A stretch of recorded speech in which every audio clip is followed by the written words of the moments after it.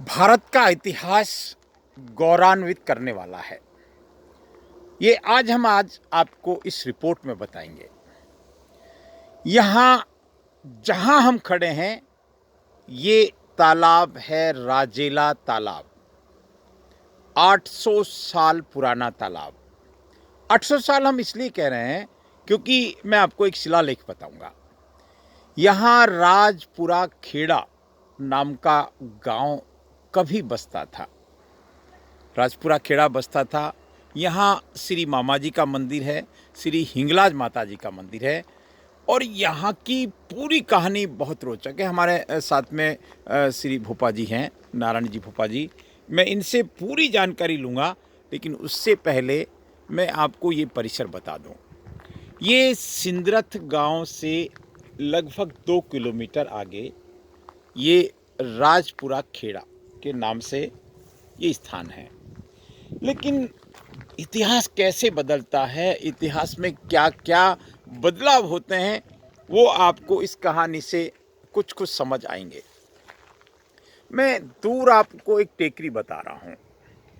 ये मीरपुर की पहाड़ी के ऊपर सबसे ऊंची चोटी पर एक माता जी का मंदिर है। हमने देवनगरी के देव दर्शन सिरोही टेम्पल्स में वो मंदिर भी दिखाया था। लेकिन आज से कोई 500, 600, 700 साल पहले जो लोग वहाँ नहीं पहुँचते थे, ऐसा हमको भोपा जी ने बताया, वो लोग यहाँ माता जी का दिया करते थे। ये देखिए, भाव प्रधान होता है भक्ति में, और यहाँ दिया करते थे और अपनी भावनाओं को वहाँ तक पहुँचा देते थे। यहाँ रेबारियों के देवासी परिवार के घर भी थे। यहाँ कातरा नाम की एक जगह है। 470 साल पहले देवासियों ने इस जगह को छोड़ा और उसके बाद सिंदरथ जा बसे। कहते हैं 200 साल तक इस खेड़ा जो जगह है राजपुर का खेड़ा, वहाँ रहे थे। आप इस शिलालेख को ध्यान से देखिए। इसमें संवत लिखा हुआ है। क्या लिखा हुआ है ये तो अगर नहीं समझ में आए तो भी समझ में कोई बात नहीं। लेकिन यहाँ जहाँ दीपक लगता था वहाँ पर ये शिलालेख है। और एक्चुअल में ये शिलालेख यहाँ नहीं था, दूसरी जगह था। मैं उस जगह को भी आपको बताऊंगा। आप इसको कोशिश करें पढ़ने की। हालांकि ये हमारी एक धरोहर है और ये 1690 संवत 1690 का इसमें कुछ उल्लेख है। ये पत्थर को वहाँ से कुछ तोड़ा होगा किसी ने, या जो भी कुछ दुर्घटना रही होगी, उसके बाद में इसको यहाँ लगाया। इस शिलालेख के साथ में एक और चीज हम देख रहे हैं, एक गौ माता का चित्र है। गौ माता की क्या महिमा हमारी भारतीय संस्कृति में थी। एक बछड़े का चित्र है। गौ माता को ईश्वर का स्वरूप मानते थे। गौ माता हमारी अर्थव्यवस्था का आधार थी। गौ माता का मतलब हम धनवान थे।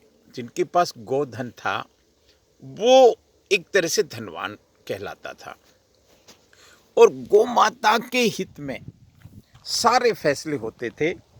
सारे फैसले का मतलब है कि उनके लिए चारागाह होते थे, उनके लिए तालाब होते थे, पानी के बंदोबस्त होते थे।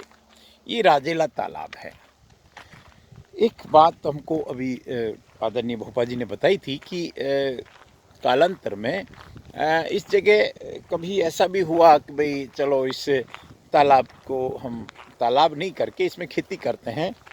तो मामा जी जो यहाँ पर, मैं आपको उस मंदिर को भी दिखाऊंगा, मामा जी ने इस तरह का कोई चमत्कार दिखाया और जो इन्होंने भी इस जगह पे अपना कुछ जमाया होगा। हक होता है, मानवीय स्वभाव है। तो वो उन्होंने फिर स्वतः ही इस जगह को छोड़ दिया और आज ये तालाब है। नरेगा से भी यहाँ स्वाभाविक रूप से काम होता है। अभी इसमें पानी नहीं है, लेकिन यहाँ पानी भरता है। संपूर्ण आप देख सकते हैं कि देसी बबूल जिसको हम कीकर कहते हैं, वो यहाँ पर उगे हुए हैं। हम इस मंदिर को बताएं उससे पहले एक बात और बता देते हैं कि हमको देसी बबूल दिख रहे हैं, कितने खूबसूरत हैं, पूरे वृक्ष के वृक्ष हैं। और ये हमारी संस्कृति है, ये हमारा पर्यावरण है, ये हमारी धरोहर है। बहुत कुछ एंटर हो गया हमारी संस्कृति में। यहाँ आप देखिए कि इस संपूर्ण क्षेत्र में जीव दया का साक्षात दर्शन होते हैं। यहाँ मवेशी और जंगली जानवरों के लिए पानी की व्यवस्था की गई है, होती है निरंतर। कुदरत पानी भरती है, और अगर कुदरत का पानी कम हो तो फिर बोरिंग से हम देख सकते हैं, मैं उसको दिखाऊंगा, आप देख भी सकते हो कि किस तरह से नल चलाकर या बोरिंग के माध्यम से पानी यहाँ पर छोड़ते हैं, पानी भरते हैं। यहाँ इस छाया में कई तरह के मवेशी, गौ माता, पशुधन, ये सब विश्राम करते हैं, और ये यहाँ एक पॉजिटिव वाइब्रेशन को महसूस कर सकते हैं। आप यहाँ देख सकते हैं, ये बिल्कुल मुझे सामने दिखाई दे रहा है। ये इस तरह का बोरिंग चला के यहाँ पानी भरते हैं, और बहुत सारे जीव इसमें अपनी प्यास बुझाते हैं। वहाँ सामने हम एक ओडू भी देख रहे हैं, उस ओडू में भी यहाँ पानी भरते हैं। हम श्री मामा जी के मंदिर पहुँचे हैं, राजपुरा खेड़ा। ये आज हमारा सौभाग्य है कि भोपा जी भी यहाँ मौजूद हैं। भोपा जी बता रहे थे कि ये मंदिर बहुत पुराना है।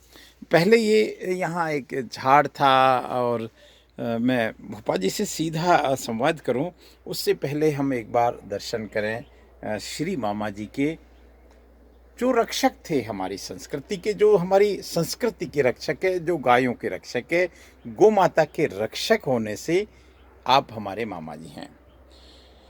भोपा जी, पहले तो मैं आपको प्रणाम करता हूँ। आप इस मंदिर का क्या इतिहास है हमको बताएं। मंदिर का क्या? हाँ, मंदिर का 2800 तालाब है था क्या जी। तालाब पहले अटे रेता में, अच्छा, पसे अटे रेता ने पसे अटे अटे बावसी का घोड़ी पड़ी हुई थी। अच्छा, पसे डोकरा गद्दा पसे वडाऊ दीवा करता, हाँ, दीवा करता करता करता पसे ये अटाती रेन पसे सिंदरत बसाया। अच्छा, पसे ये मंदिर बावसी का घोड़ा तटस था। हाँ, धीरे धीरे पसे ये तालाब था जो कोई खेती कर दिया। अच्छा, खेती कर दिया पसे बावसी को संस्कार बताया, चमत्कार बताया। हाँ, ठीक बात है। संस्कार बताया कि भाई पसे खेती छोड़ दिया। हाँ, पसे तालाब बो दिया फैमिली वाले, हाँ, रेंगा कम लाइया। जी। पसे बावसी आशीर्वाद हुई, जो धीरे धीरे बावसी को मंदिर बनाया ने, वो आज 25 साल 30 साल आप 25 साल से आप देख रहे हैं। हाँ, यहाँ भगत बहुत आते हैं। हाँ, अरे 20-23 खूब आवे, 20-23 को। हाँ, तो जिनको जो भी कष्ट होता है बस ये मरते हैं, बीजू कोई बस। अच्छा, कोई भी आवे तो टीली देना, कोई लेना नहीं देना नहीं, अगरबत्ती करके वे तो करो, न तो चलो। हाँ। बीजू कोई नहीं। देखो, इस विज्ञान को हम बहुत ज़्यादा ना समझने की ज़रूरत है, ना उलझने की ज़रूरत है। बस एक आस्था का सवाल है, और जहाँ हमारी आस्था होती है, हमने देखा है पत्थर में से किस तरह से भक्त प्रहलाद ने जब दिल से पुकारा तो खम्भे से भगवान प्रकट हो गए थे। आज बस हमको आस्था की आवश्यकता है, हमको विश्वास की आवश्यकता है। मैं राजेंद्र नरूका, आज ये मेरा सौभाग्य है कि हम यहाँ पहुँचे हैं इस मंदिर में। ये सिरोही से लगभग 12 किलोमीटर की दूरी पर, या 10 किलोमीटर की दूरी पर, थोड़ा रोड से अंदर आना होता है इस मंदिर में।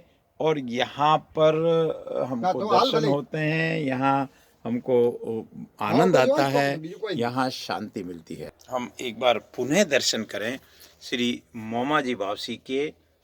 और ऐसा हमको भोपा जी बता रहे हैं कि बीज और तेरस के दिन यहाँ भक्त आते हैं, उनको उनकी मनोकामना पूर्ण होती है।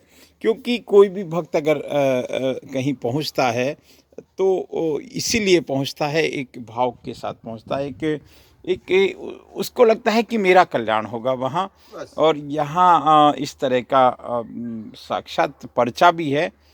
और हम अगर इसको मोटे रूप में कहें, तो यहाँ हम अनुभव कर सकते हैं कि जीव दया के यहाँ साक्षात दर्शन होते हैं। यहाँ संसार की तमाम भागदौड़ से हम दूर हैं। वैसे ये पूरा अगर मैं क्षेत्र की बात करूं तो भी हम ये कह सकते हैं कि यहाँ का बहुत रोचक इतिहास है। ये सामने जो पहाड़ियाँ दिख रही हैं, बरसात के दिनों में ये सच में कमाल की हरी भरी होती है। यहाँ हम सामने थोड़ा सा आगे जाएंगे, श्री पोमती माता जी का मंदिर आपको दिखाई देगा। यहाँ अगर इधर देखेंगे तो हमको ये पूरा आबू राज दिखेगा। ये आबू राज है और इसके आगे मीरपुर तीर्थ और तमाम बड़े बड़े तीर्थ हैं। यहाँ तीर्थों की भरमार है। तो हम आज इस मंदिर में पहुँचे। आज हमने यहाँ एक तरह से आनंद भी लिया। हम एक बार भाव से जय बोलेंगे आनंद के साथ।